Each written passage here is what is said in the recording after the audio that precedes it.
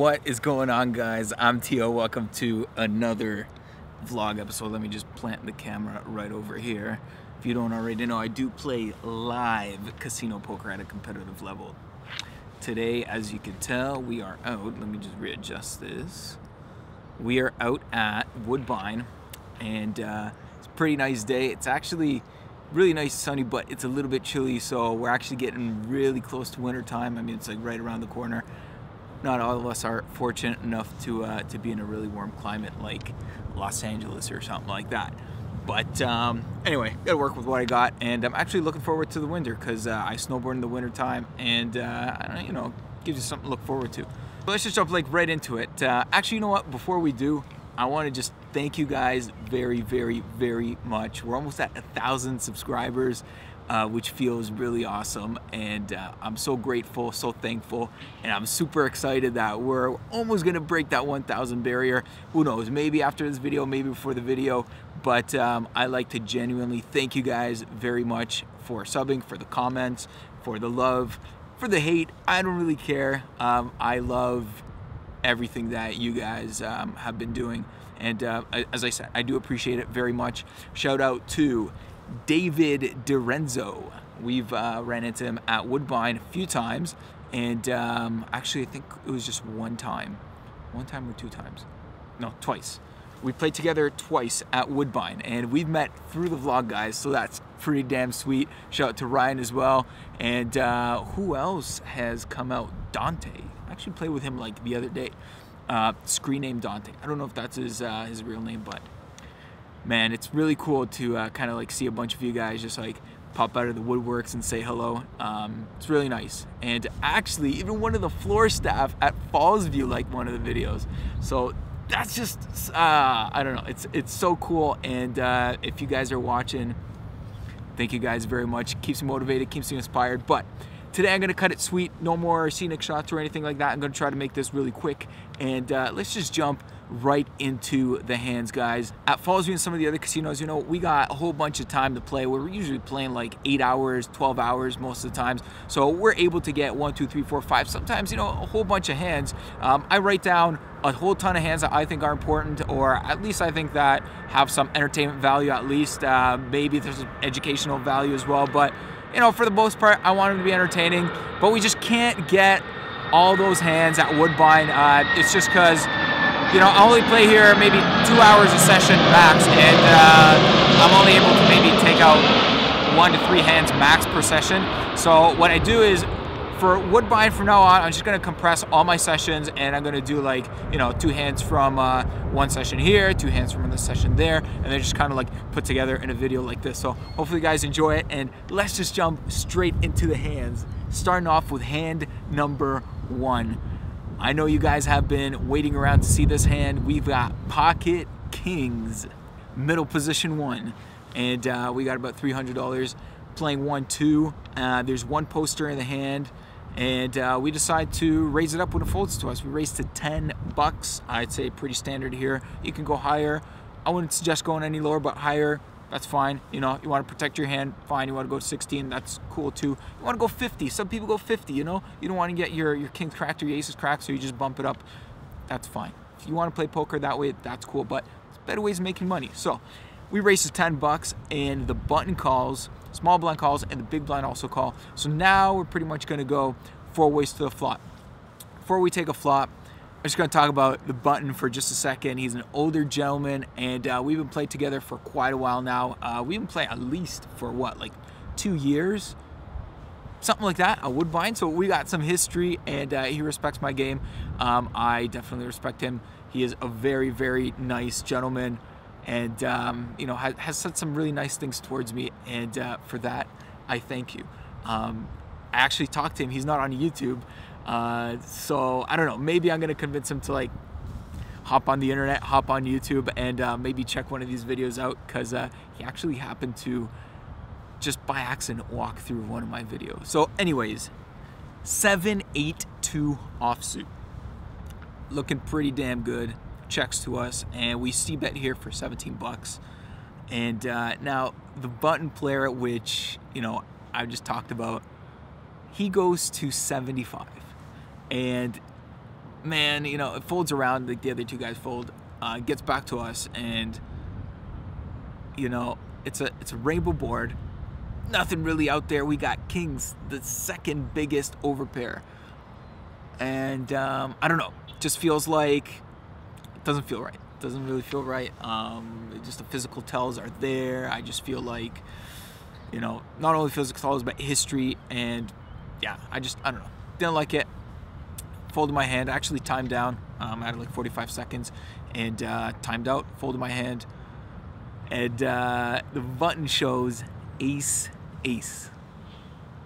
Pocket aces, the Rockets, and then we also show our kings, and he couldn't believe it. He was just speechless. Like, he was shocked. He was like, you know, I don't know. He just, for about 30 minutes after that hand, he wanted to talk about it, trying to play it in his mind, like how he could have done it better, like what he could have done pre-flop, post-flop, whatever. But anyways, what do you guys do in a spot like that? Do you see another turn card? Like, I know that, yeah, you got kings. You're thinking maybe he might be overplaying a hand like, I don't know, an overpair jacks. But yeah, you just never know. I don't know. What do you guys do? Comment below. I'd like to know.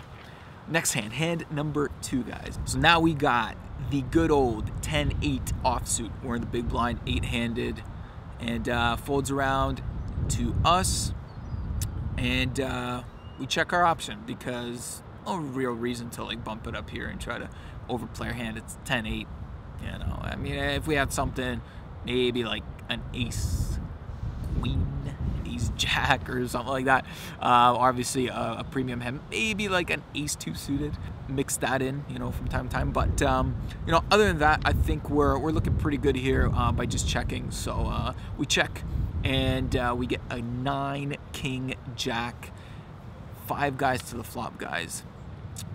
So, you know, we got an up and down. Obviously queen 10 is the nuts, but I just figure that, you know, it might be unlikely that people have queen 10. So I'm just gonna bet here. I'm gonna donk out. I bet $6, and cutoff calls, and then the button also calls. So, you know, trying to build a pot a little bit, trying to get a whole bunch of the other guys to like call along with potential jacks or like third pairs or whatever. Or they could potentially have like the same hand that we have. We don't really know. I mean, we do have a 10, so it's harder for our opponents to have a hand like queen 10. But you know, the options are there, so definite possibility. 7 on the turn.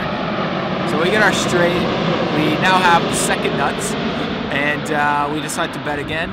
We bet $13. Cutoff calls, and now the button folds. So it's going to be heads up to the river. Offsuit 4 on the river. So it's pretty damn good card. Again, we still got the second nuts. The only thing that beats us is queen 10. So we bet $18, trying to get little value. I don't want to go too big on my bet because I feel like if our opponent is calling down with a hand like a weak king, he's probably going to call $18. He might even call with a jack. So, you know, you're trying to keep all these hands in that are probably going to like call you down. So that's kind of what we do. We got $18, and then he goes to $33 more. Raises it up. This is where it gets like a little sticky because this opponent has been, I would say, pretty snug all around. Like, I can't really see him bluffing all too many times, but at the same time, I'm thinking he could potentially still have the same hand that we got. We're getting a pretty good price for calling like $33 more. And I don't know, maybe he hit a 2 pair on the river, like king 4. I mean, our bet does look a little small, so he might be raising 2 pair. But you don't really know. I think we're getting too good of a price, so I decided to call. But he rolled over queen 10 for the absolute stone cold nuts, and we lose that one. So, you know, you can't win them all. But let's just move on to hand number 3. So those 2 previous hands that we just played were in the same session. Now, different day and brand new session. So now we got ace 10 of hearts. We're in the big blind. We got $300, E2 limps, N1 limps, and then the cutoff goes to $10. Button calls, and you know, at this point, you know, do you want to squeeze a hand like ace 10? Sure, sometimes. not a bad idea to mix in it, especially if, you know, the initial opener is super loose and then the guy behind him is super weak as well. You could easily put in a squeeze here and just try to, you know, maneuver your way post flop. But I think that this hand is pretty strong and it does play okay in a multi-way spot. We do have Broadway straight draws to the nuts and flush draws to the nuts, so it's pretty damn good. And then, you know, sometimes you're gonna hit a pair of trips or whatever and you're gonna have a really powerful hand. So not a bad idea to just flat. So we flat. We flop king, 4, 8, 2 hearts. And you know, at this point, I decided to lead for 27 bucks, try to build the pot up a little bit. You know, we got flush draw and kind of like see what other guys want to do. So you can check here, you can mix it up sometimes, but I don't know, I just felt like betting and you know, trying to build up the pot, potentially win a big pot with a pretty massive hand and you know, take it from there. So E2 decides to call and then everybody else folds. At this point, he's got 83 bucks left after he makes the call. So we're gonna see what happens on the turn, but we get the 7 of hearts on the turn, guys. So looking pretty good. We got the absolute stone cold nuts right now, and you know, we gotta slow down a little bit. So we decide to put in a trap and try to give him a chance to bluff or potentially make a worse hand. And you know, we have the nuts. If he's got a flush anyways, he's just gonna bet himself. So we check, and now he bets 25 bucks. So again, leaving himself a really small amount. So at this point, we could check shove, or we could call and kind of see what happens. So we still decide to slow play, and we decide to call because there are not many draws that, you know, he's gonna call with. I think he's smart enough that if we shove and he doesn't have a flush, he's just gonna fold his hand. So, you know, kind of want to like just keep him in there. So I think it's just better off to just call. So I call, and then the queen of diamonds on the river. Pretty great card. We still got the nuts. 4th flush card does not come in. So, you know, he's obviously feeling a little more confident about his hand. I mean, if we didn't have the flush on the turn, then he feels like what he had on the flop is most likely still good. So we just check to him, and he bets 25, and then he's still got a little more left. And then we just decide to rip it and go all in.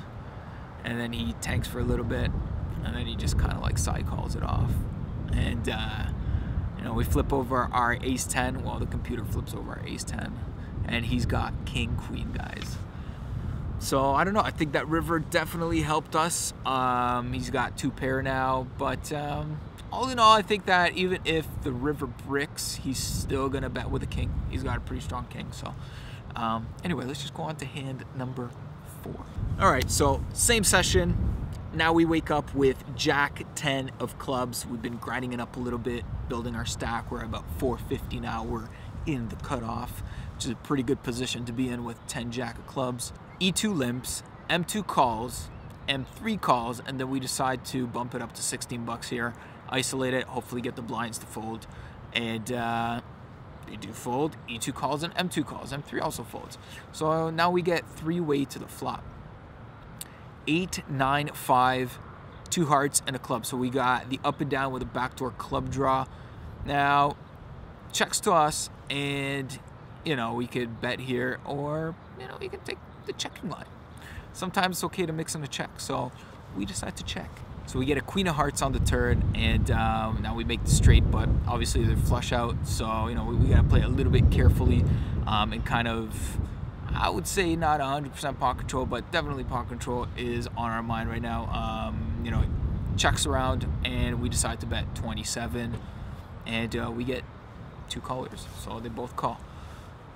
6 offsuit on the river. So our hand is still pretty good at this point, and you know, I'm pretty much gonna call, I think, like any river bet, but we'll see what happens. E2 checks, and then M1 decides to throw in a $100 chip. So he doesn't, like, you know, punch in 25s or anything like that, just straight for the 100, and he bets. Now, M1 has been, you know, pretty tricky. We have some history together, and he definitely likes to get out of line sometimes, and I feel like this is definitely a spot that he could be trying to bluff here and trying to take stuff away, and he's kind of hoping that I was maybe bluffing on the turn, now he can try to take it away, but we obviously have a straight. So And if we know that he could potentially get out of line in some situations, and I just feel like we can almost never, ever, ever fold here. So I decide to call, and then E2 folds. And then our opponent shows Queen 7 offsuit, guys, with a 7 of hearts. So he did have a flush draw on the turn, and he had top pair, but it's no good because we got the 1, 2, 3, 4, 5 in a row. That's a straight. We made a straight, guys. So let's just go on to hand number 5. And it is another one of the fun hands that you guys have been probably clicking on the video for. Final hand, hand number 5, is a fun hand, and it seems like every time we get ace queen, we end up, you know, like running some kind of bluff. If you guys haven't seen the Fallsview episode, there's a Fallsview episode that is labeled Huge Bluff, and we end up running a giant bluff on the river for about $1,000 with ace queen of diamonds. So I don't know, it seems like history is repeating itself here. We got ace queen of hearts, we're middle position too, and we grind our way up to about $550 right now. It's the same session from the last 2 hands, and it's kind of like tail end of the session. So E2 decides to limp, M1 limps, and we decide to go to $15 right now, which is pretty standard. Cutoff calls, and it folds around to the big blind. Now, the big blind is a pretty entertaining player, and he definitely gets out of line in a lot of situations, post-flop, pre-flop. So he's kind of like unpredictable, and yeah, you kind of like totally have to take that into consideration. I mean, anything can happen right now, and something does happen. He raises to $35, which is like a min raise. Like, what do you accomplish with that? Like, it doesn't do anything, but I don't know, it makes it more fun. I guess that's what poker is about. He's juicing up the pot. I think at this point, you know, he could have a whole bunch of hands. He could be doing it with a hand like king queen, you know. He could be doing it with like king jack, jack 10. Any of these like potential big cards that he might think are good. Pocket 9s maybe, pocket 8s. I have no idea. The ranges are super wide. Suited connectors are in there, that's for sure. And you know, we don't really want to get too crazy with a hand like this, so you know, we gotta have to like kind of like see what happens. But what happens is E2 calls, and then we also call, and then the cutoff calls. So now, you know, we're 4 ways to the flop. So we take the flop, 9, 10, 4, 2 clubs, and we got a heart. Checks around to us, so the big blind doesn't even see bet. It just means, like, you know, he's definitely goofing around pre-flop, like we suspected. But we completely whiffed the flop, and it is multi-way. That's a perfectly fine way to play ace queen. And at this point, you know, we got to check. We totally whiffed the board. There's like absolutely nothing there for us. We got backdoor straight draws and backdoor flush draws, obviously pair draws, but you know, nothing too crazy. And I think with a whole bunch of guys in the hand, we got to play it straightforward. So check is fine, and then the button also checks, and we get a king of hearts on the turn, guys. King of hearts, pretty much the bingo gin turn card that doesn't make us a pair. Like, that's, you can't get any better than that unless it's a jack of hearts, right? So checks around to us, and at this point we decide to bet 67 and you know, turn our hand into a little semi-bluff. Not 100% bluff, but I think if we get called, we're probably going to be behind most of the time. So we'll see what happens. The button calls, and then our big blind friend folds.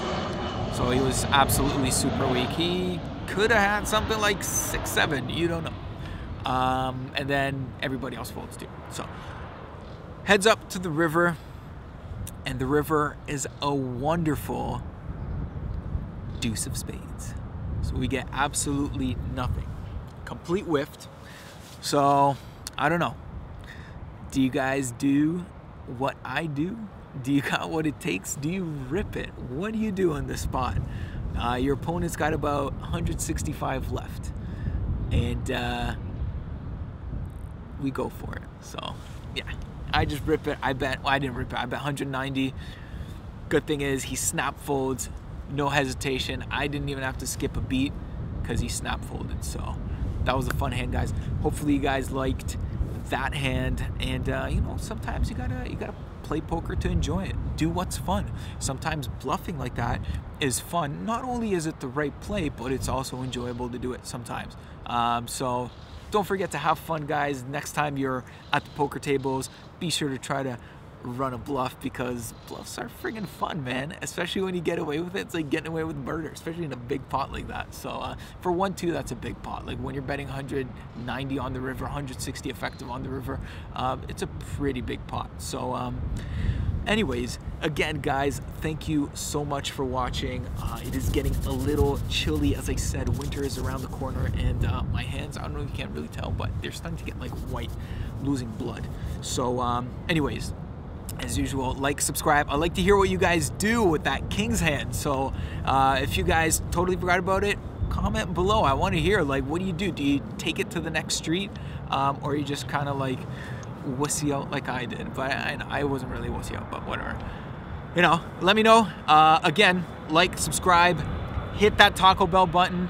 I do appreciate it, and thanks again, guys. Like, you know, it's so awesome to have 1,000, almost 1,000 subscribers, but you know, keeps me motivated. As I said, you know, I'm very thankful. So catch you guys on the next one.